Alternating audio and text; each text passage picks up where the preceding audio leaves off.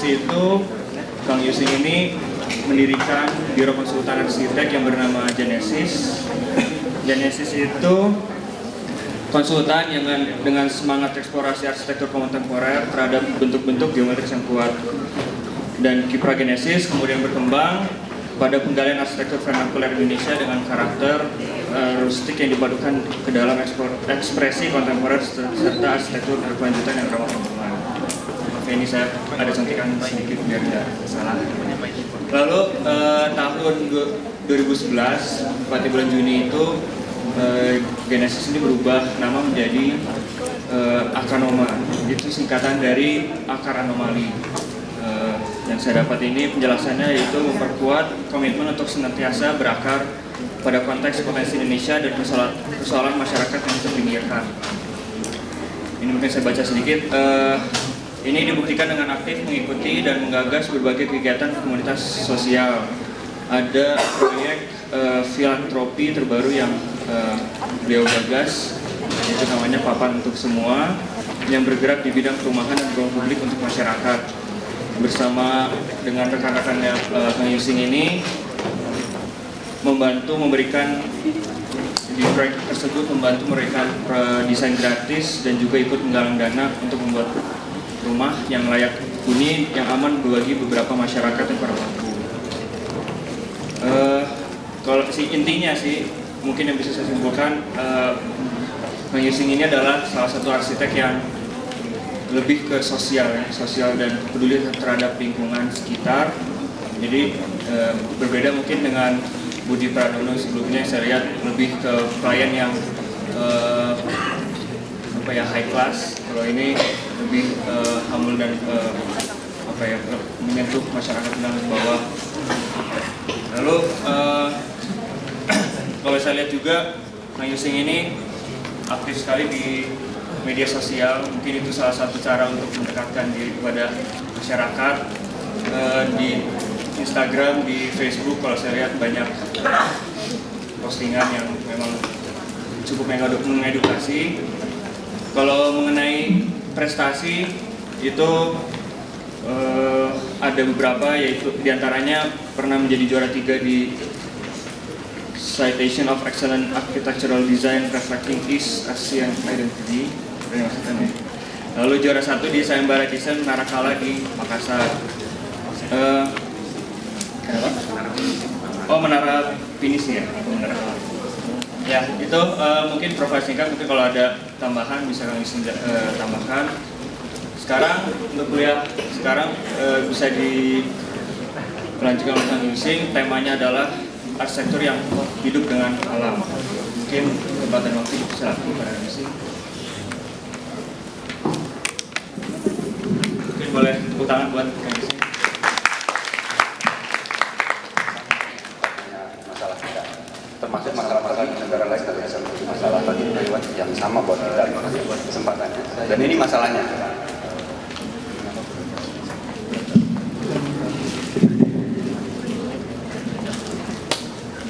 Ribuan tahun sebelum Masehi ditambah 1950 tahun Masehi, jumlah penduduk dunia hanya 2,5 miliar.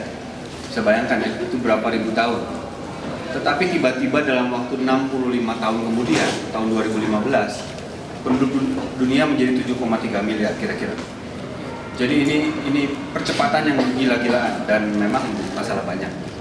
Dan terjadi juga di yang biru, warna biru itu terutama negara-negara berkembang justru, ya. Maka bumi menjadi rusak. Karena saya yakin salah satu makhluk yang paling merusak bumi adalah manusia modern, karena pertumbuhan tadi ya. Kita pengen lihat sebenarnya berapa banyak sih energi yang dipakai oleh manusia, ya. Rata-rata dunia 40% energi dunia itu dipakai oleh bangunan. Dari 40% itu ternyata yang lebih banyak oleh residensial, perumahan. Jadi rumah yang kecil-kecil itu jumlahnya sangat banyak menggunakan energi yang lebih banyak dibanding komersial atau publik yang hanya 18%. Lalu sisanya industri 32%, transportasi 28%. Tapi menarik kalau kita bandingkan dengan rata-rata penggunaan energi di Amerika, negara yang lebih maju, dan mereka sudah punya standar green, LED yang sangat baik itu, dan sudah jauh lebih lama daripada kita dan rata-rata dunia. ternyata justru energi dunia tetap besar. Energi bangunan yang dipakai oleh di Amerika tetap besar, malah melebihi rata-rata dunia 48%. Ini menjadi pertanyaan dan harus kita cari tahu kenapa energi bangunannya tetap besar walaupun sudah punya standar green. Ya, kita mengalami deforestasi di seluruh dunia karena pertumbuhan penduduk tadi ya sangat cepat juga. Tahun 60 hutan Indonesia masih ada 82%, kalau Indonesia saja kita lihat ya. Tahun 2013 tiba-tiba tinggal 45%, hanya dalam waktu 53 tahun. Ini juga persoalan. Kita lihat lebih dekat peta di hutan yang ada di Sumatera, bagaimana beralih semakin lama menjadi semakin sedikit, dan yang merah-merah itu mulai menguasai. Begitu juga di Kalimantan, begitu juga di Papua. Begitu. Hutan alam terus berkurang. Padahal kita membutuhkan hutan sebetulnya, manusia membutuhkan hutan. Sebetulnya hutan produksi yang masih ada dan hutan alam yang masih ada dapat dikelola menjadi hutan lestari. Kira-kira hutan lestari itu adalah tidak menebang terlalu muda atau terlalu tua, jadi usia tertentu yang boleh ditebang. Lalu ketika itu sudah dilakukan, harus ada waktu meninggalkan 40 atau 50 tahun, baru boleh diproduksi lagi, supaya hutannya tetap beregenerasi kembali, ditanami kembali. Dan bekas penebangan harus diperbaiki, supaya tidak longsor dan lain sebagainya. Ini menarik karena sudah banyak sebetulnya kayu-kayu yang datang dari berbagai negara luar, yang berasal dari hutan yang sudah dikelola secara lestari, ternyata harganya lebih murah daripada kayu lokal kita misalnya. Kalau kita lihat kota-kota kita ya, ini contoh saja ya. Di Depok tahun 2005, 2010 dan 2015 kita melihat semakin padat, ruang-ruang hijau semakin hilang. Ini profil kota-kota besar yang terus bertumbuh di seluruh Indonesia dan di seluruh negara lain. Saya rasa bagaimana ruang hijau dan alam semakin tersingkir. Jayapura yang begitu jauh juga tidak jauh berbeda. Dari 2010, 2004, 2014 semakin padat. Dalam konteks itu, saya ingin melihat barangkali ego arsitek yang selama ini kita melihat hanya menonjolkan bangunan. Bangunan menjadi utama. Kita lihat di contoh 3 bangunan ini, teman-teman pasti tahu karya siapa. Hampir tidak ada ruang hijau, hampir tidak ada tanaman. Gitu ya. Mungkin ini harus mulai kita kurangi. Ya, alam tidak bisa berteriak-teriak, berdemonstrasi seperti manusia, tetapi sebetulnya mereka juga sudah memberikan tanda-tanda, sudah berbicara kepada manusia dengan bencana alam, banjir, dan lain sebagainya. Hanya kita yang tidak mendengar. Ya. Memang ada tata kota yang mengatur kepadatan, berapa KDB, berapa koefisien dasar hijau yang harus terbuka. Tetapi kita menyaksikan sendiri kota-kota kita semakin menyingkirkan alam, arsitektur makin menyingkirkan alam. Juga sebaliknya, mungkin tidak hanya cukup ruang terbuka, hanya rumput. Saya melihat kok kalau dipikir-pikir kayaknya budaya rumput itu bukan budaya kita. Di Eropa itu yang berkembang bangunan rumput gitu ya, kosong, hanya rumput yang sangat luas. Kalau di kita saya ingat dari masa kecil kalau ke kampung dan lain sebagainya hampir tidak ada rumput, adanya tanah terbuka dan palawija, tanaman kebun dan lain sebagainya. Jadi kita harus mengoptimalisasi ruang terbuka yang ada itu bukan hanya dengan rumput, dengan aneka pohon yang semakin dibutuhkan ya. Fungsi pohon bisa menjadi resapan air hujan, cadangan air tanah, penyaring polutan, atau air purifier, sumber pangan, keanekaragaman ekosistem, bahkan konservasi tanah ya. Kita bisa belajar dari nenek moyang kita yang hidupnya bergantung pada alam dan menghormati alam sebagai anugerah yang terus dilestarikan. Terbukti pada waktu dulu alam kita lebih lestari, keseimbangan alam lebih terjaga. Atau sebaliknya justru belajar kepada masyarakat marginal, terpinggirkan yang paling miskin, yang masih terpaksa menggunakan energi sangat kecil dan bergantung sama alam. Contoh paling mudah yang kita bisa lihat, kampung adat Sunda, Kampung Naga. Mereka membagi wilayahnya menjadi 3 bagian, hutan keramat, permukiman, dan sumber pangan sampai sekarang. Ya, hutan dikeramatkan sehingga tetap terjaga lestari sebagai hutan. Gitu ya. Ada sumber pangan, kita tahu masalah pertumbuhan penduduk yang cepat tadi mengakibatkan masalah pangan dunia juga menjadi semakin sulit, semakin sedikit. Di Asia setiap hari 1000 hektar lahan pertanian hilang. Di Indonesia 1 tahun di era-era presiden sebelumnya 100.000 hektar lahan pertanian per tahun hilang, berganti dengan fungsi-fungsi yang lain. Sedangkan penduduk terus bertambah. Yang menarik juga bangunan di kampung adat, mereka menggunakan material-material lokal yang mudah terurai kembali kepada alam, sehingga itu membangun hubungan saling bergantung antara alam, budaya dengan arsitektur. Dengan bangunan menggunakan bambu, kayu, dan ijuk, teman-teman yang belum pernah ke sana, saya juga belum pernah ke sana. Tapi saya yakin di sana pasti ada kebun bambu karena mereka pakai, mereka bergantung sama bambu. Mereka punya sumber ijuk dan lain sebagainya. Dan andai tata kota kita mengadaptasi tata guna lahan seperti ini, saya rasa keseimbangan alam menjadi lebih terjamin ya. Setiap lahan yang kita desain, kita bisa bagi menjadi 3 bagian. Bangunan, apapun fungsinya. Sumber pangan, kalau bisa memperbanyak tanaman produktif yang bisa menjadi sumber pangan. Lalu hutan mini kita bisa menanami aneka pohon yang berusia puluhan tahun, baik itu buah-buahan maupun pohon pelindung. Barangkali kita harus berubah dari sikap ego yang merasa bahwa manusia adalah puncak ekosistem dan ternyata sudah merusak bumi sedemikian besar, menjadi lebih ekologis, mengakui bahwa kita hanyalah sebetulnya salah satu dari ekosistem, menjadi bagian bersama-sama dengan cacing, dengan semut, dengan tumbuhan dan lain sebagainya. Kita hanya salah satu bagian dari situ. Sikap ini saya rasa yang harus kita terus bangun supaya kita tidak hanya memikirkan kepentingan manusia, tapi menyingkirkan alam yang nantinya sebetulnya juga merugikan kita sendiri. Ini contoh bagaimana tadi masyarakat adat, sekarang masyarakat marginal yang saya bilang. Di Batam ada masyarakat marginal yang kerjaannya adalah menjual arang bakau. Tapi mereka tahu, mereka bergantung hidupnya dengan bakau, maka yang mereka ambil hanya ranting-rantingnya, bukan pohon bakau itu tetap. Mereka hanya mengambil ranting sambil menjaga bakau yang tetap ada, karena itu sumber pangan mereka, sumber penghasilan mereka. Dan mereka juga tahu dengan adanya bakau akan ada banyak ikan, akan ada banyak kepiting, lobster, udang dan lain sebagainya yang juga mereka bisa ambil untuk mereka jual atau mereka makan. Sikap ini jauh berbeda ketika berhadapan dengan pengembang ya. Sekali waktu pernah datang satu klien saya, dia baru membeli villa ini di Jimbaran. Lahan existingnya bekas villa di atas mangrove dan pelari burung di Bali. Kelihatan sekali bagaimana area yang ada tanda panah merah itu masuk ke area mangrove gitu ya.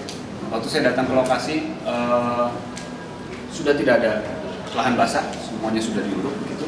Dan yang menyedihkan di kapling-kapling sebelahnya sudah mulai juga orang-orang menguruk mangrove dengan perumahan kecil, satu daerah dan lain sebagainya begitu. Lalu sikap kami usulan yang pertama adalah lahan dikembalikan menjadi lahan basah, dibirukan lagi begitu, menjadi mangrove. Villa-villa berupa panggung-panggung tinggi di atas lahan basah, dia hanya melayang begitu. Dan material yang dipakai material alami yang juga mudah terurai kembali kepada alam untuk bisa lebih bermanfaat ya, bukan hanya material-material industri yang pada akhirnya bisa menjadi sampah material properti itu. UK, persemakmuran Inggris, ada 4 negara ya, Inggris, Wales dan apa saya lupa, melaporkan 30% sampah negara mereka saat ini adalah dari properti. Kalau negara maju sudah bilang sampah artinya belum bisa didaur ulang atau sulit didaur ulang atau terlalu mahal didaur ulang. Itu yang terjadi. Ya, arsitekturnya seperti ini, dia panggung menggunakan struktur kayu, dinding bambu, atap daun gitu, melayang di atas mangrove ya. Jadi lahannya dikembalikan menjadi lahan mangrove yang bisa ditanami dengan berbagai, bahkan menambah jenis-jenis mangrove yang lain. Manfaat mangrove tentu banyak, teman-teman bisa cari sendiri. Pemiliknya suka dengan desainnya, suka dengan konsepnya, tetapi sudah berkali-kali diskusi tidak yakin dengan lahan basah ini, dengan mangrove ini, karena tidak biasa gitu. Akhirnya tidak ada jalan temu, walaupun saya sudah meyakinkan kolam di rumah saya nggak perlu dirawat, itu jernih, karena ada tanaman, ada ikan, di sini tidak ada jentik nyamuk, tidak perlu pakai pompa, tidak perlu pakai aerasi oksigen, ternyata bisa jernih gitu ya. Dengan berbagai cara tidak berhasil, akhirnya saya yang mengundurkan diri. Mengapa sebetulnya kita perlu membangun kembali hubungan saling bergantung dengan alam? Ini contoh kondisi yang cukup menyedihkan, pohon sagu. Sekali waktu saya pernah presentasi di teman-teman di Manado, begitu diundang. Lalu saya ketemu satu orang mahasiswa Manado yang dia orang Sangihe, Sulawesi Utara ya. Dia cerita di Sangihe itu kulit kayu sagu itu dipakai untuk tulangan jembatan jalan. Wah, saya kaget. Selama ini kan cuma tahu sagu buat makan gitu. Lalu saya cari tahu tentang lebih banyak tentang sagu itu apa sih gitu. Dia cerita sagu itu ada 2 macam, sagu biru, sagu merah, sagu putih. Sagu merah di darat, di kebun, sagu putih di rawa-rawa. Sagu putih itu seperti pohon pisang, begitu ditanam udah gak usah diurus lagi. Dia akan beranak terus dan tidak pernah habis. Satu sagu putih yang dewasa itu bisa untuk makan satu keluarga selama 3 bulan. Sumber karbohidrat mereka. Dan saya tanya, lalu kayunya diapakan? Dia cuma jadi kayu bakar, ditumpuk. Kadang-kadang diminta tetangga, punya kayu nggak, minta buat kayu bakar. Jadi begitu tidak berharganya kayu hawu itu, sehingga yang menyedihkan lagi ada dua fotografer, orang orang Ambon, dua orang yang berbeda, tapi dua-duanya bekerja di majalah arsitektur. Dan dia cerita kalau dia kembali ke Ambon, dia mau cari makan sagu, harus ke restoran karena banyak di rumah-rumah sudah tidak terbiasa lagi mengolah sagu menjadi sumber pangan mereka. Dan dia saksikan pohon sagu masih kecil-kecil ditebang karena seolah-olah tidak butuh. Ini yang saya bilang tidak ada hubungan dan bergantung pada alam. Tapi kalau kita lihat, padi sebetulnya dari India, singkong dari Amerika, sagu dari Indonesia. Sehingga dulu di Jawa, bahkan nasi pun orang bilangnya adalah sangu atau sego, itu orang Jawa bilang. Memang dulu mereka makan sagu. Orang Jawa saya yakin juga dulu kayaknya makan sagu. Dan menariknya adalah sagu bisa menjadi salah satu alternatif karbohidrat pengganti nasi sebetulnya. Bahkan tanpa glukosa ya, kalau nasi masih ada glukosa. Dan lahan yang diperlukan tidak seluas sawah untuk bisa mengejar volume produksi pangan yang mencukupi ya. Tentu juga kebutuhan akan air sangat sedikit karena dia tumbuh di rawa, di kebun, beda dengan sawah. Jadi di National Geographic Online saya baca sagu menjadi salah satu solusi ketahanan pangan masa depan. Dan Jepang sekarang sedang meneliti sagu dengan bukan hanya sebagai pangan, segala macam produk dari kecantikan, dari macam-macam gitu ya. Lalu saya penasaran dengan cerita teman saya orang Manado itu mahasiswa. Saya cari ada nggak sih bangunan dari kayu sagu. Ketemu di Wikipedia kalau nggak salah. Tahun 1414 ada masjid Wapawe di Maluku dibangun dari kayu sagu. Sampai sekarang masih ada. Direnovasi berkali-kali, wajar karena beberapa alam. Atapnya juga saya yakin dulu sagu ya, sekarang nggak tahu apa. Tetapi ini membuktikan bahwa kita masih punya banyak sekali potensi material yang kadang kita tidak pandang, kadang kita tidak tahu, atau kita tidak teliti sehingga lama-lama hilang. Kalau kita tidak pakai, kalau kita tidak bisa itu. Contoh yang menarik lagi, bagaimana bergantung dan dengan material alam. Kasiakuk Training Center ini dibangun oleh orang Perancis yang berbisnis kulit kayu manis di Sumatera, dan mereka melihat Sumatera itu salah satu penghasil kayu manis terbesar di dunia, mungkin sekitar 85%. Tetapi si pengusaha Perancis ini melihat kok petaninya miskin, kok kondisi lingkungan tempat mereka bekerja menjadikan, sanitasinya buruk dan lain sebagainya, sehingga dia ingin membuat sekolah kayu manis buat petani-petani kayu manis di sana. Mereka mengontak arsiteknya TIN Teknestu ini menarik, konsultan Norway. Mereka berasal dari mahasiswa yang ikut sayembara bangunan heritage di kampusnya dan malah menang, mengalahkan termasuk yang lain-lainnya. Dan ketika mereka menang, bangunan itu terbangun, mereka bangga, tapi lalu mereka mencari buat apa sih? Apa arti hidup ini sebagai arsitek? Apa yang bisa saya lakukan? Mereka merasa bosan dengan kehidupan studio yang terus-menerus standar dan mengerjakan bangunan-bangunan yang begitu-begitu saja. Dan mereka membeli satu perahu, kapal yang ada namanya TIN kapal itu. Mereka pergi, izin kepada dosennya, berkeliling beberapa negara-negara dunia ketiga, terutama di Asia Tenggara. Kalau teman-teman lihat yang belum tahu, bisa mencari karya-karya bangunan TIN ini, hampir seluruhnya adalah bangunan publik, ruang sosial. Dan hampir seluruhnya kalau dirupiahkan di bawah 50 juta rupiah. Sangat menarik. Akhirnya dia membangun ini, dan tahun 2012 TIN mendapat European Prize for Architecture. Ini sangat menarik. Bagaimana pohon kayu manis yang selama ini di sana hanya menjadi kayu bakar, karena buat mereka tidak bernilai. Yang bernilai itu adalah kulitnya ya, mahal gitu. Lalu mereka bisa pakai menjadi struktur yang sangat menarik, jadi arsitektur yang sangat menarik. Nah, Indonesia sebetulnya punya banyak sekali varian kayu ya. Namun kita sudah mulai jangan pakai kayu karena menebang hutan. Itu kondisinya, menurut saya menyedihkan. Padahal hutan alam dan hutan produksi bisa dibawa lestari tadi ya. Dan juga kita bisa mencari banyak alternatif kayu lain yang non hutan alam atau yang menggunakan kayu kebun. Sertifikasi kayu juga masa depan saya rasa menjadi penting ya, supaya kita bisa menggunakan kayu yang bertanggung jawab yang bersertifikasi tadi. Sambil terus menanam pohon di setiap lahan tentu. Ini bisa lihat, dicari. Saya pengen tahu ada apa aja sih kayu. Banyak sekali yang kita tidak tahu, tidak diajarkan, tidak diminta dicari tahu, dan tidak pernah dengar. Ini kayu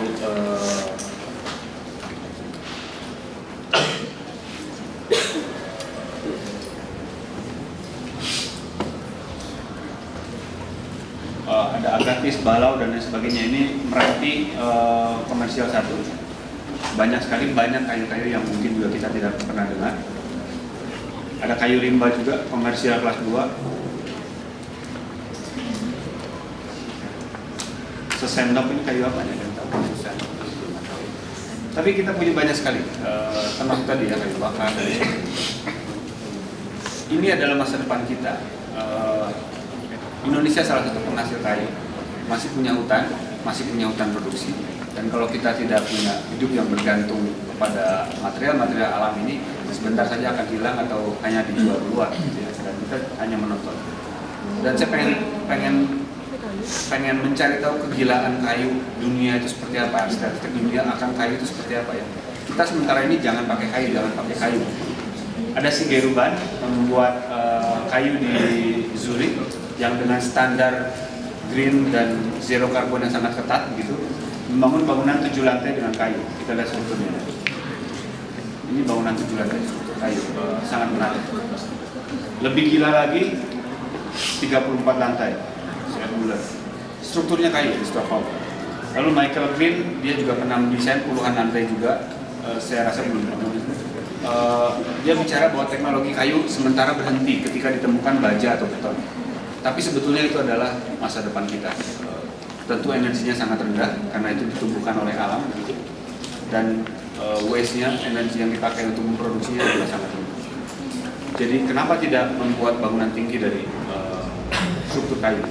Karena sudah ditemukan juga banyak teknologi yang menyemprot kayu supaya dia tahan kebakaran misalnya gitu. Ini beberapa contoh saja ilustrasi karya yang kami kerjakan. Kita bisa belajar sama-sama karena saya juga masih belajar tentang tema bagaimana kita hidup bersama, arsitektur hidup bersama dengan alam. Proyeknya di Pontianak, jadi kami mencoba membuat hutan mini karena di Pontianak itu di Kalimantan salah satu yang mengalami deforestasi terbesar. Jadi sebagian lahan kita sebut hutan mini. Bangunannya merekontekstualisasi rumah panjang. Sisi panjang menghadap utara dan selatan untuk mengurangi panas matahari sehingga atapnya pun hadap utara selatan. Ini semua terbuka seperti panggung ke arah hutan mini tanpa dinding, gitu, tanpa jendela, hanya kamar-kamar, kamar mandi dan dapur yang tertutup. Lantai 2 kamar tidur juga terbuka ke arah koridor, langsung ke ruang luar ya. Koridor ini terbuka hanya railing begitu, lalu juga terbuka keluar. Ini upaya untuk memaksimalkan interaksi antara ruang luar dengan ruang dalam, cahaya, udara alami, sehingga diharapkan di Pontianak yang juga dilewati garis khatulistiwa dan juga sangat panas, lembab, bisa tidak rumah tanpa AC. Lalu kami juga menggunakan akar betaut tadi, motif tradisional, salah satu motif Dayak, menjadi elemen fasad. Menarik karena ornamen bukan hanya sebagai dekorasi, bukan hanya sebagai keindahan, karena dulu mereka membuat ornamen punya makna-makna yang mereka titipkan lewat elemen arsitektur itu ya. Mereka ingin mengajak untuk manusia terus bersatu dengan melalui akar betaut. Semua perumahan yang ada di kompleks ini sudah meninggalkan kayu, atap seng, dinding beton, gitu, dinding bata, struktur beton. Hanya ada satu yang baru ini yang kami bangun yang menggunakan kayu. Kita mencari kayu ulin bekas, masih bisa ditemukan cukup banyak di sana, termasuk atapnya juga atap siram bekas ya. Ada pohon mahoni di depan. Mahoni juga bisa mengurangi polusi udara 47-69%. Akar pohonnya mengikat air tanah yang cukup banyak. Buah mahoni juga bermanfaat untuk kesehatannya. Ini motif akar betaut sebagai elemen fasad tadi. Bayangan pada waktu pagi hari melewati akar betaut. Ini nyaman gitu dan menjadi fungsi rumah sosial, bukan hanya rumah pribadi. Ini ada rapat RW rutin di dalam, ada rumah karaoke di depan rumahnya gitu. Hampir setiap 17 Agustus ada lomba-lomba seperti ini. Rapat RW rutin di dalam rumahnya. Pernah rumah ini mengundang, saya juga hampir kaget, 300 tamu sunatan anaknya. Tentu tidak datang sekaligus 300 ya, gantian gitu. Tetapi sukses dalam satu hari itu 300 tamu datang, dan banyak tamu yang cerita kepada pemiliknya, kok rumahnya terasa lebih besar dibanding rumah saudara saya yang jauh lebih besar luasnya. Tadi cuma 10x20 yang lain.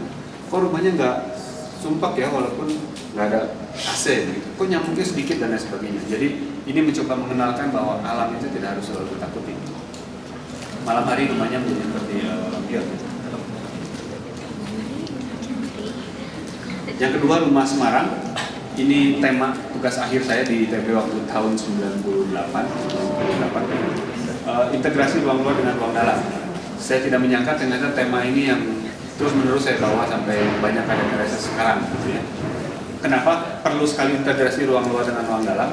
Proses awal memperkenalkan pemilik rumah untuk bisa menikmati kembali alam dan kemudian menghargai alam. Karena terus terang ketika mengenalkan desain-desain yang terbuka seperti ini, banyak sekali pertanyaan ketakutan terhadap alam. Bukan hanya dari klien, tapi juga dari mahasiswa maupun dosen arsitektur gitu. Banyak sekali pertanyaan karena kita sudah terbiasa hidup seperti ini, terpisah dari alam. Hanya sesekali aja keluar. Kalau kita lihat, saya senang memfoto bayangan pohon. Bayangan pohon itu garis-garis imajiner, ada yang solid, ada yang void, ada yang terang, ada yang gelap gitu. Bisa tidak membuat rumah seperti ini? Lalu bikinlah garis-garis asal-asalan. Betul-betul asal-asalan. Yang pertama melihat ini, lalu coba ya udah asal-asalan, tarik garis-garis asal-asalan. Ternyata bisa loh. Bahwa rumah itu tidak harus kotak begitu. Dan saya menyisakan ini cuma 6 meter lebar rumah. Biasa 6 meter kan udah penuh aja ya. 6 meter kecil banget. Ini enggak, saya buat ini cuma 2 meter. Ini 3 meter. Sehingga masih ada sisa begitu setengah meter di sini dan 2,5 meter di sini. Mengecil kembali supaya ada ruang yang lebih luas. Bayangkan kalau bangun ini 3 meter lurus, ini sisanya seperti lorong ya. Atau 4 meter biasanya kurang 3 meter. Ini seperti lorong. Dengan garis yang seperti ini kita bisa mempunyai kelegaan di sini, tapi di sini sempit. Tapi dengan sisi yang sangat panjang, terkesan kebunnya menjadi lebih luas. Lalu kamar mandi di luar. Jadi rumah ini berkali-kali mengajak pemiliknya, penghuninya untuk masuk ke rumah tapi keluar lagi, masuk ke rumah keluar lagi, masuk ke sini keluar lagi. Kamar mandinya ada dong. Ini keluar, masuk ke kamar mau ke dapur keluar lagi, karena di dapur pun ada kebun terbuka. Baru ke belakang area servis. Nah itu lantai 2 ada 2 kamar anak kecil, dan waktu mau ke keluar kamar, mau ke kamar mandi keluar lagi, ini terbuka koridornya, ke kamar mandi yang kecil lewat jembatan. Kira-kira begitu. Jadi terus menerus interaksi antara ruang luar dengan ruang dalam. Ini karena idenya dari ranting pohon, bayangan pohon, sehingga strukturnya dari ranting. Dan kita pakai kayu bekas. Kalau di sini dolken bilangnya. Dolken itu kayu bekas perancang yang biasanya ranting-ranting pohon yang muda. Kebetulan dapat yang cukup bagus di Semarang. Itu jadi strukturnya, bangunan yang 1 lantai dan struktur fasad yang 2 lantai. Ini sisa-sisa material. Kalau kita membangun rumah biasa bikin direksi kit ya, bikin gudang untuk semen, untuk tukang tinggal dan lain sebagainya. Biasanya dibuang, sekali jadi beres dibuang atau dibawa ke proyek lain lalu hancur ya. Ini kita pakai kembali untuk dinding, karena bentuk fasad yang seperti ini jadi nggak apa-apa sambungan. Termasuk kacanya juga banyak kaca bekas yang kita beli yang sambungan. Ya ini sambungannya nggak terlalu, karena bentuknya yang imajiner, tidak teratur gitu. Jadi material sambung-sambung juga tidak masalah. Ini juga tidak ada jendela karena menghemat, jadi cuma pakai kawat. Tapi angin cair tidak mengalir. Lantainya juga dari ubin bekas, ada peralihan material antara dinding dan lantai menggunakan moral. Bagaimana struktur yang 3 dimensi, jadi strukturnya rangka 3 dimensi ya. Lebih kaku dibanding portal, kolom dan balok. Tapi ketika dia menjadi 3 dimensi seperti pohon, dia menjadi kaku. Tadi masuk rumah, sekarang kita keluar lagi. Ini yang lorong tangga, di sebelah sini ada kebun sedikit. Ini lorong ke arah dapur. Ini lantai sorry. Ini koridor yang jembatan lantai 2 yang mau ke kamar mandi. Jadi kalau hujan ada gerimis-gerimis dikit lah. Seger. Ini berbagi ruang antara ruang dalam, ruang luar. Rumah bukan hanya tentang ruang dalam. Arsitektur bukan hanya tentang ruang dalam, tapi juga berbagi dengan ruang luar. Dengan kehadiran kebun yang seperti ini, saya yakin mudah-mudahan sumur ini tidak pernah kering, karena pohon-pohon bambu ini juga mengikat air tanah gitu ya. Dan suaranya, ekosistemnya yang hadir di sana, burung-burung pagi hari yang datang, rumah lebih nyaman, lebih romantis gitu ya. Bukan hanya sekedar interior, mebel yang akrobatik, tetapi aneka bayangan yang berubah-ubah sepanjang waktu, suara yang berubah-ubah dan lain sebagainya. Ketika kami membangun studi Akanoma di Padalarang dan kami membeli joglo bekas, kayu bekas yang kita pakai untuk struktur bangunannya di atas, ini membuat saya berpikir ulang banyak hal tentang kayu, walaupun tadi sudah pakai beberapa ya. tentang permanen atau tidak. Semua orang bilang kayu itu tidak permanen, beton lebih permanen. Kayu itu tidak tahan lama, perawatannya susah, mahal dan lain sebagainya. Tapi ketika saya membangun studio saya, murah tuh pakai kayu, permanen sangat relatif karena ini bekas, kayu joglo bekas yang sudah dipakai lama dan masih bisa dipakai lama. Saya melihat banyak sekali joglo yang sudah puluhan bahkan ratusan tahun dibeli-beli oleh ekspatriat di Bali misalnya. Joglo limasan itu ternyata bisa tahan lama, sudah dipakai lama belasan puluhan tahun, masih dibongkar, dipindahkan, dipakai lagi. Tetapi sebaliknya, saya menghadapi banyak sekali klien baru membeli rumah beton nih. Baru belum beres cicilan, ini baru serah terima kunci, datang kepada saya, Pak bongkar dong. Karena saya nggak puas nih, nggak cukup ruangannya, saya mau tingkat 2 dan lain sebagainya. Jadi dalam konteks itu ternyata kayu bisa lebih tahan lama. Beton ketika dibongkar jadi apa? Sampah, jadi berangkal. Tadi ya, ingat UK 30% sampah negaranya dari properti. Tapi kayu, sejelek-jeleknya pun kayu, masih dari atap kuda-kuda masih kita bisa ganti menjadi kusen. Kusen nggak bisa, masih kita ganti menjadi daun jendela misalnya, atau rangka yang lain, rangka mebel dan lain sebagainya. Kalau sudah lapuk sekalipun jangan dibuang, bisa jadi kayu bakar. Sesudah jadi kayu bakar pun dia bisa menjadi kompos, bermanfaat terus menerus. Jadi permanen atau tidak sangat relatif, murah atau mahal ternyata bisa murah. Lalu saya banyak mengusulkan kepada klien, ayo kita pakai rumah kayu, kita pakai rumah kayu. Ini bukan di Bali, ini di Jakarta, di tengah kota, radio dalam gitu ya. Masuk ada gang, namanya Gang Antena. Kita mengusulkan rumahnya panggung, ini dari struktur kayu kelapa. Karena yang punyanya punya kebun dan katanya di dekat kebun di Gadok itu banyak yang punya pohon kelapa. Lalu hanya beton area ruang ini ya, ruang keluarganya. Ini desain terbuka ke arah kebun dan kita bisa banyak menggunakan material bekas lainnya. Ini yang lainnya, satu rumah di gang di Ragunan, di dalam gang. Kita juga pakai struktur kayu, tapi dindingnya pengen tembok sehingga menggunakan simpai. Belajar dari rumah Pontianak tadi, simpai itu kawat gitu, wire mesh di plester 2 sisi, kira-kira begitu ya, oleh tembok. Kita juga mengenal bambu plester gitu kalau di Jawa Barat. Gitu. Ini pakai kawat, bisa pakai bambu. Rumahnya terdiri dari 2 bangunan depan belakang, di tengah ada kebun, ruang terbuka, hutan mini tadi. Lalu dia memiliki bak penampungan air hujan. Jadi walaupun rumahnya kecil, anggarannya sangat terbatas, masih kadang-kadang kita coba untuk mengajak, yuk kita bikin penampungan air hujan. Ya, tidak perlu, tapi kan sebetulnya itu menambah nilai plus ya, kita menghemat air. Ini rumah kayu Ciledug. Rumahnya tadinya beton, 1 lantai penuh perumahan, sudah sumpek. Yang punya rumah anaknya asma, dia datang kepada saya ingin merenovasi rumahnya. Lalu digoda-goda, ayo kita ganti rumah kayu, ayo kita ganti rumah kayu.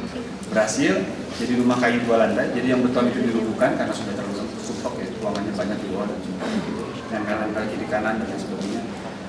Kita buat ruang terbuka tadi di dalam, suasana outdoor di dalam indoor gitu. Seperti kampung di dalam kampung padat kota di dalam kampung yang padat. Ada di dalam satu perumahan ini ada beberapa masa. Dan ini rumah yang dibawa ke Frankfurt kemarin untuk pameran. Berikutnya ada proyek pusat pengetahuan orangutan dan dormitori relawan di Ketapang, Kalimantan Barat. Lokasinya di sini.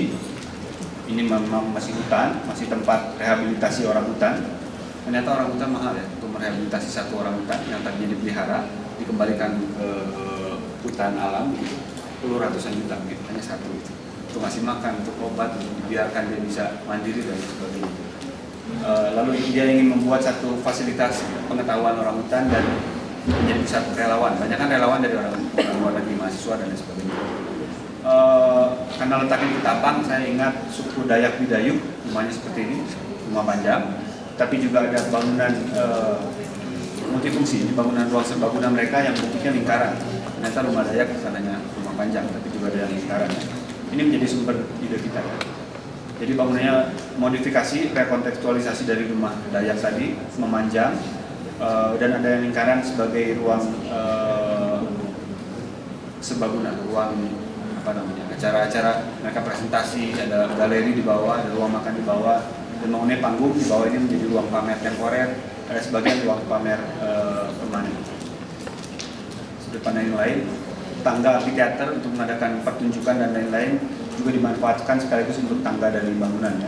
Menyatu dengan bangunannya mepet sedekat mungkin ke batas lahan, tidak menempel tetapi mengikuti bentuk lahan supaya sisa ruangnya betul-betul efisien, lebih banyak ruang terbuka.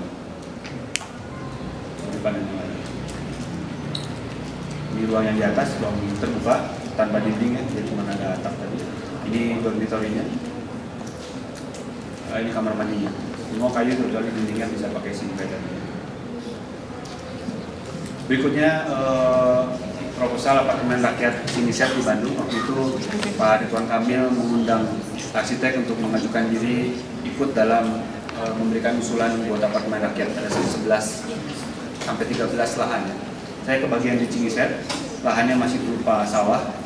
Lalu ingat ya, tadi setiap tahun 100.000 hektar lahan pertanian Indonesia hilang. Ya ini juga salah satu lahannya, tadinya sawah harus jadi apartemen. Tapi pemandangannya sangat bagus, ke arah pegunungan di sebelah utara Bandung. Jadi kita mencoba mempertahankan, kita sebut hutan mini, sebagian lahan sini dan di sebagian lahan sini. Bangunannya panggung, area parkiran, area depan untuk fungsi publik ya, retail dan lain-lain. Kebetulan beruntung lahannya menghadap utara selatan sehingga bangunannya juga memanjang ke arah utara selatan dan apartemennya merupakan kombinasi antara koridor pinggir single loaded koridor dengan koridor tengah double loaded koridor supaya kita masih punya banyak sekali area yang bisa ditanami kira-kira. Ini ada ruang serbaguna. Saya lihat di banyak perumahan yang padat membutuhkan ruang serbaguna untuk kawinan, untuk sunatan dan lain-lain. Di rumah mertua saya di Gang Syukur di Andir, begitu rumahnya gang, sebelahnya ada jalan kecil, punya garasi besar yang punya rumah itu, lalu disewakan jadi ruang serbaguna, banyak kawinan dan lain sebagainya. Ketika kawinan itu sangat mengganggu, karena musiknya tidak berhenti-berhenti, parkiran gang yang tadinya jalan jadi parkiran motor, pengunjung gang ada yang punya mobil nggak bisa keluar dan lain sebagainya. Jadi kita perlu menyediakan ruang serbaguna ini, lebih menarik. Ketika pohon yang utama sudah tumbuh besar, bisa kita cari berbagai pohon endemik yang ada di sana. Yang pohon-pohon sementara ini bisa kita tebang untuk sumber material. Ini suasananya nanti seperti ini. Ini kalau tidak disamarkan pohonnya, vilanya nggak kelihatan. Itu yang memang diharapkan. Dan lantai koridornya juga di lantai 2, di bawah cuma tiang-tiang saja, fondasi, tidak menutup tanah. Koridor untuk masuk ke villa-villa lewat jembatan. Bagaimana gabungan antara kebun pangan dengan bunga-bungaan. Dulu saya pikir bunga kan cuma dekorasi gitu, nggak ada manfaatnya, lebih baik sayuran. Ternyata ada satu artikel yang menarik dengan berbagai jenis bunga tertentu, itu menarik serangga-serangga yang tertarik oleh bunga-bunga itu, dan serangga itu adalah pemakan hama tanaman sayuran. Jadi kita bisa mencampur antara bunga dan sayuran. Tentu juga bunga mendatangkan banyak lebah. Dari pantai, ini hutan dan villa, ini area komersial. Berikutnya yang terakhir barangkali di Gunung Kidul. Gunung Kidul lahan yang gersang, jadi bukan tanah berbatu, tapi batu bertanah. Karena kalau gali 20-30 cm saja di bawahnya batu semua, batu kars. Batu kars sebetulnya menyimpan banyak cadangan air, sangat banyak. Tetapi sulit sekali mencari air di sana karena perlu teknologi, perlu biaya, bukan teknologi sederhana sih. Tapi biaya yang lebih mahal, masyarakat yang bisa menjangkau. Lokasinya biasanya cukup dalam begitu ya.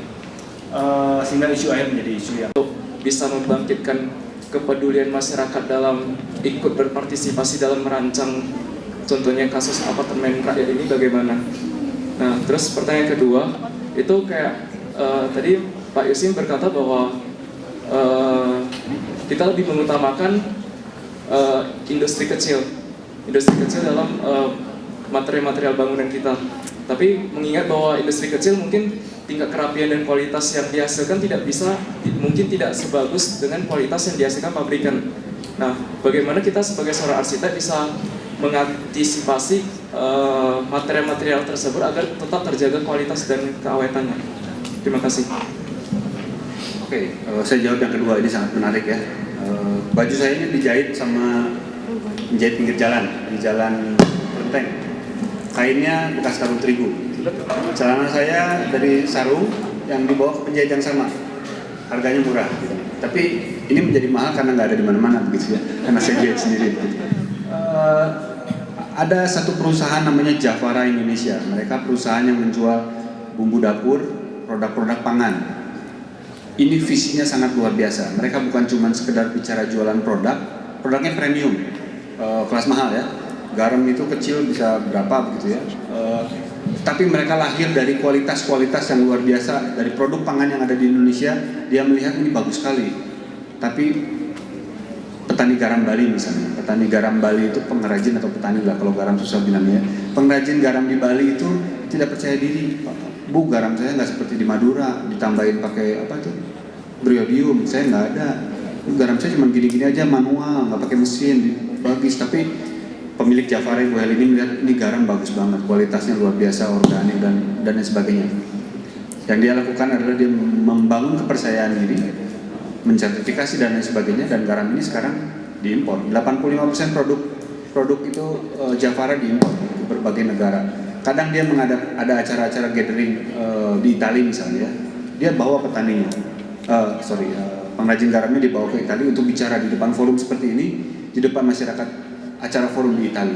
Tujuannya apa? Supaya si pengrajin garam ini punya rasa kepercayaan diri, dihargai, foto dia dipajang dan lain sebagainya di website dan lain-lain. Walaupun dia cuma pengrajin garam, tapi produknya bagus. Walaupun penghasilannya mungkin tidak sama atau tidak lebih besar atau bahkan sama dengan pegawai wisata di Bali, tapi dia tetap akan menjadi pengrajin garam. Jadi siapa bilang industri kecil produknya tidak bagus? Lebih kecil, lebih jelek dibanding industri besar. Industri besar itu seragam, sama begitu. Coba lihat pengrajin ukiran di Jepara misalnya, atau di Lasem dan lain sebagainya. Itu ukirannya luar biasa. Pabrik bisa nggak bisa bikin? Bisa, pakai laser cutting. Lebih bagus mana? Bagus buatan tangan. Lukisan buat mahal mana antara buatan lukisan tangan pelukis dengan cap pabrik? Bagus mana? Kita akan menghargai buatan tangan. Batik bagus mana? Batik yang di industri massal dengan batik yang pakai nenek tua. Gitu ya, tidak selalu. Pertanyaan pertama tadi apa? Apartemen rakyat. Ini kebetulan lahan kosong, belum ada warganya, jadi tidak ada proses itu. Tapi yang menarik sebetulnya kalau mau belajar lebih banyak tentang participatory design, teman-teman bisa belajar ke Arkom di Jogja, Yuli Kusworo, atau ke ASF di Bandung, Cak-Cak ya, Adina Fikrianto. Mereka banyak melakukan itu, jadi teman-teman bisa belajar. Tapi prosesnya yang saya pernah ikuti di Jogja, kita ketemu warga, memang warga itu pasif ya. Ada beberapa warga yang pasif, itu aja ngumpul, kita bicarain kampungnya, nggak ada yang datang gitu. Tapi itu adalah sikap mereka membangun pertahanan diri untuk kampungnya. Kenapa?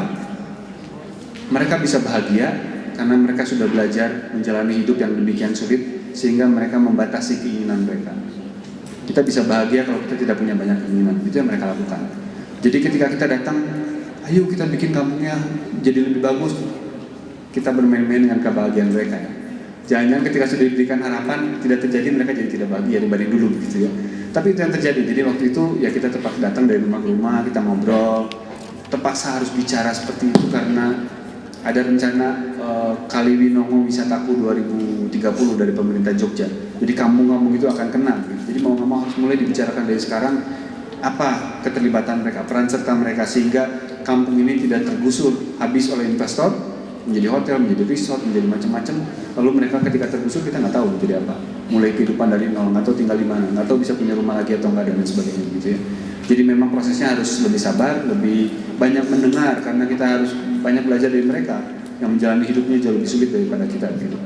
Seringkali strategi hidup mereka jauh lebih canggih daripada kita gitu. Tetapi dalam desain-desain kami untuk klien yang kaya maupun yang sederhana dan menengah gitu, Akanoma banyak sekali menyediakan ruang partisipatif dari klien dan tukang. Ketika saya melihat ini kliennya punya selera yang bagus nih, punya feeling desain yang bagus, sengaja desain saya tidak selesaikan gitu. Ada hal-hal detail-detail tertentu saya cuma kasih rangsangan, ini bisa pakai ini, bisa pakai ini, bisa pakai ini, lebih suka yang mana Bapak Ibu, silahkan mengisinya. Saya sebutnya kadang-kadang ada klien klinik kopi misalnya. Klinik kopi bangunan anggaran sangat terbatas di Jogja ya, sudah terbangun berupa teras untuk warungnya, tapi lalu tanya waktu saya datang, ini diapain lagi ya untuk isi suasananya gitu. Saya berdalih dengan bilang arsitek itu cuma bikin tubuh, nggak ada jiwa. jiwa itu oleh pemiliknya, yang mengisi karakternya nanti diisi, misalnya ditambah foto, misalnya dibikin lukisan, misalnya macam-macam, silahkan diisi jiwanya oleh pemiliknya, oleh klien saya, maksudnya gitu ya. Dan memang dia bisa, maka dari itu saya berikan kesempatan itu, dan hasilnya biasanya kalau klien-klien yang saya lihat bisa mengarah ke sana, atau kadang-kadang tukang juga diberikan kesempatan untuk itu, jauh lebih bagus dibanding apa yang saya pikirkan gitu, yang membosankan, karena arsitek biasanya kan mendesain itu lagi terus begitu ya. Untuk keluar dari zona nyaman dan membuat sesuatu yang baru yang menyegarkan itu susah. Kita sudah punya rutinitas kadang-kadang, sehingga justru saya banyak belajar dari mereka seperti itu. Memberikan kesempatan mereka berpartisipasi dalam desain-desain kami, membuat usulan-usulan detail yang menarik. Ada satu waktu di rumah di Cibubur itu bikin kamar mandi terbuka, hujan ke atas gitu ya, di lantai 2 karena nggak ada yang bisa lihat. Area showernya dulu cuma pikir oke, bisa kita pakai kanopi gitu. Tapi saya tidak selesaikan. Lalu pemiliknya waktu saya datang bangga sekali mengajak saya memperlihatkan karyanya dia, membuat plafon dari bambu yang digantung ke arah kanopi untuk area showernya itu. Itu lebih menyenangkan. Dan setiap tamu yang datang saya percaya dia juga ini karya saya loh gitu. Dia lebih mencintai rumahnya dibanding semua sudah jadi oleh arsitek gitu ya. Mas. Satu lagi ya.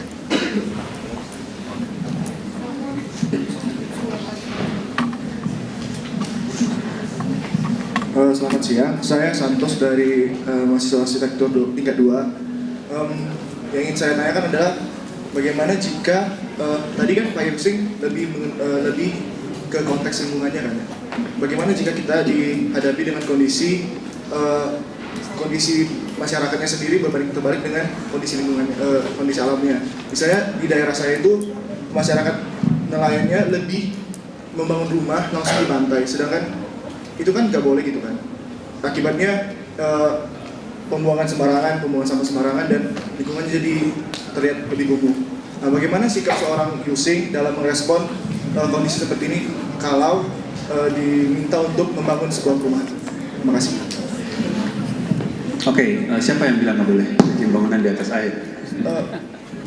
Soalnya kan ada peraturan kalau dalam membangun sebuah rumah gitu atau bangunan harus 100 meter dari pinggiran pantai gitu. Ini berarti suku Bajo gimana?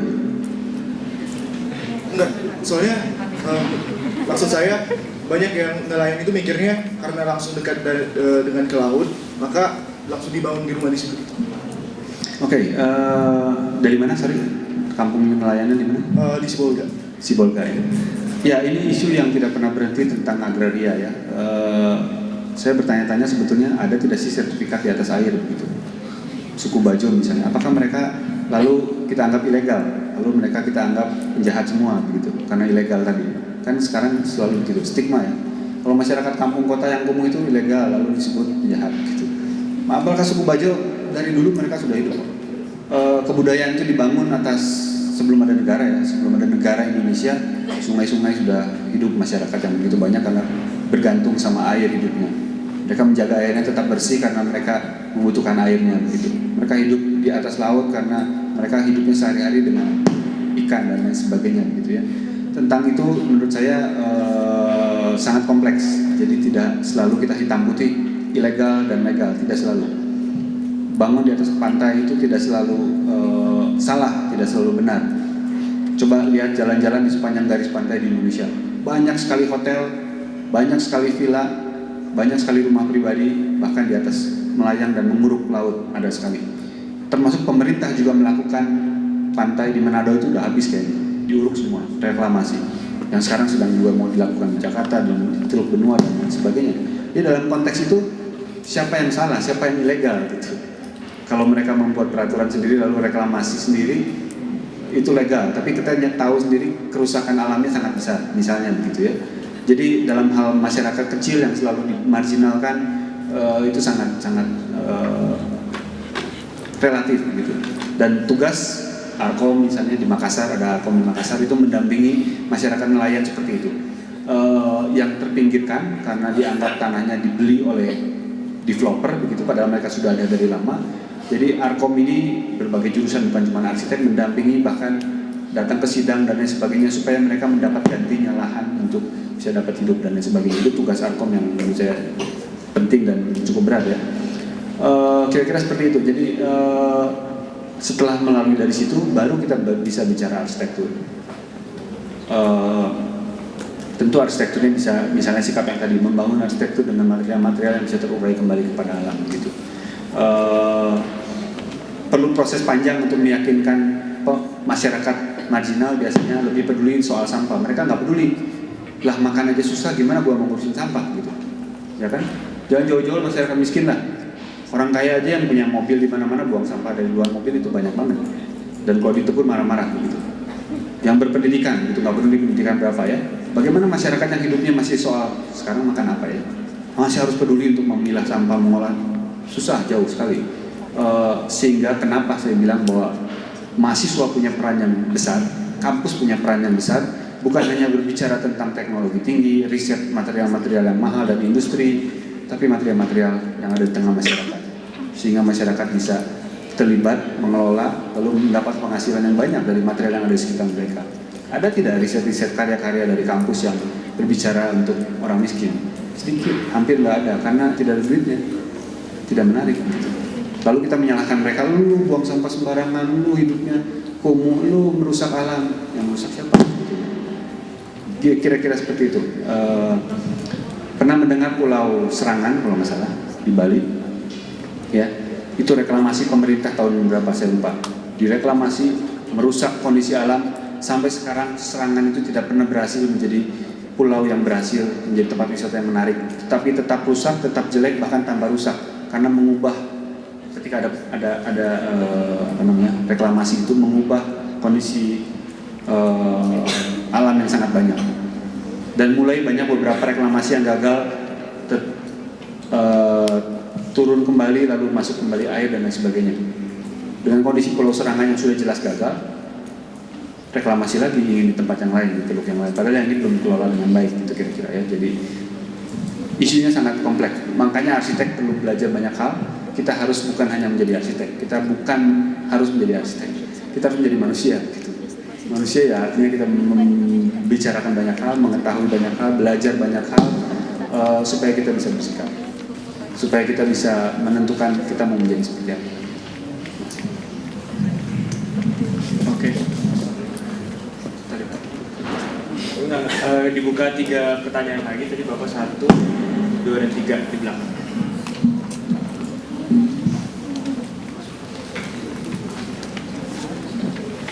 Terima kasih. Perkenalkan saya dari FSRD. Kebetulan saya melihat posternya yang dibagikan dari teman saya. Dan yang membuat saya tertarik untuk bisa datang adalah persoalan sebenarnya kecurigaan gitu. Kecurigaan atas sebuah sikap seorang arsitek gitu.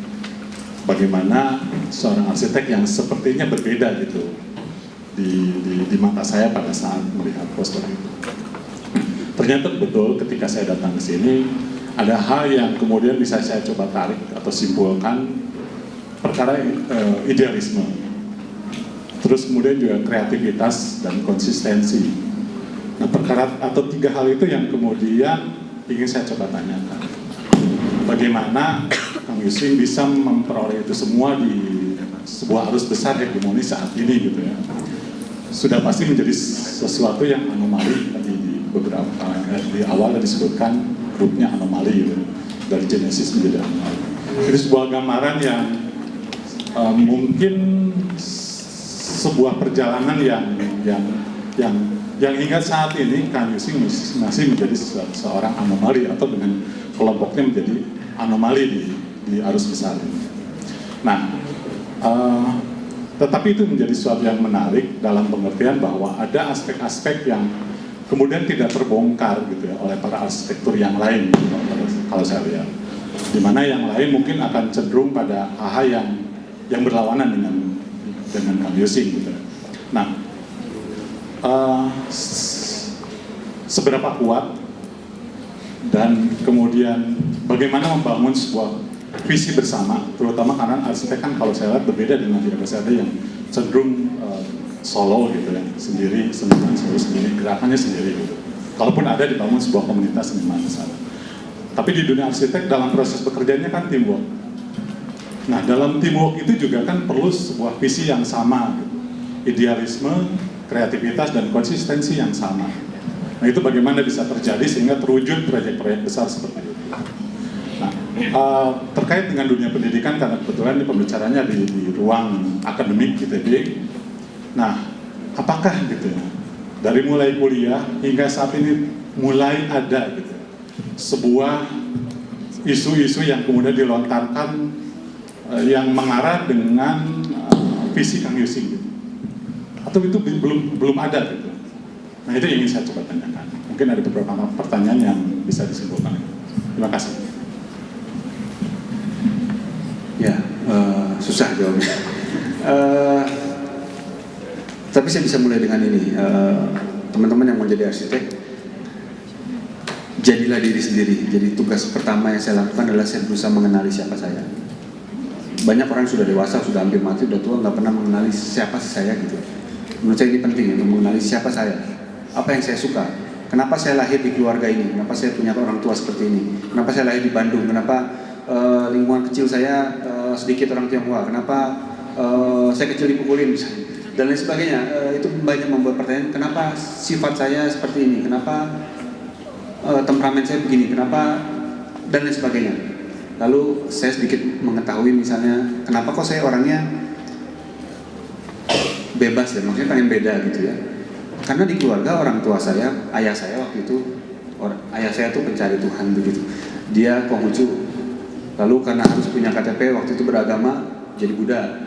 Lalu dia jadi Islam. Lalu dia jadi Kristen gitu. Dan ketika dia jadi Islam itu dia bilang, kamu mau jadi pilih agama aja terserah kamu. Yang penting kamu yakini, kamu baca nih Al-Quran. Nih, gitu. Kebebasan demokratis keluarga saya seperti itu membuat saya merasa nyaman gitu. Saya dapat 3 IPS waktu kelas 2 SD, hampir nggak naik kelas gitu ya. Nggak dimarahin tuh sama orang tua. Kamu tuh pinter apa? Gue mau jadi bertiga gitu. Pokoknya seperti itu. Iklim yang seperti itu membuat saya melatih menjadi, ya saya mau jadi apa aja boleh. Saya suka apa aja boleh. Dan itu yang membuat saya rasanya bebas untuk menentukan, ya saya ngerjain apa yang saya suka deh gitu. Jadi pengenalan diri menurut saya akan menentukan nanti menjadi arsitek yang seperti apa. Tidak harus arsitek semua jadi seperti saya, membosankan gitu ya, garing gitu, monoton. Tapi justru keanekaragamannya harus kita pupuk. Setiap arsitek, setiap seniman tentu perlu punya pengenalan diri masing-masing yang mendalam sehingga bisa menghasilkan karya-karya yang berbeda-beda sesuai karakternya itu. Dalam pendidikan terus terang dulu waktu saya sekolah di sini. Saya sukanya yang tadi itu, yang Zaha Hadid, yang Frank Gehry, yang dekonstruksi, yang wah ini keren banget, ini apa nih baru buat saya waktu itu ya. Yang arsitektur tradisional, ini ada ruang kaki, badan, kepala, ini ruang teras, ruang tengah, apa sih itu? Boring banget, membosankan gitu, tradisional, kuno gitu, nggak peduli. Jadi cuman bikin hafalan. Mungkin juga karena kuliahnya kurang canggih ya, jadi cuma hafalan, asal lulus C aja udah syukur, lulus, nggak usah mengulang.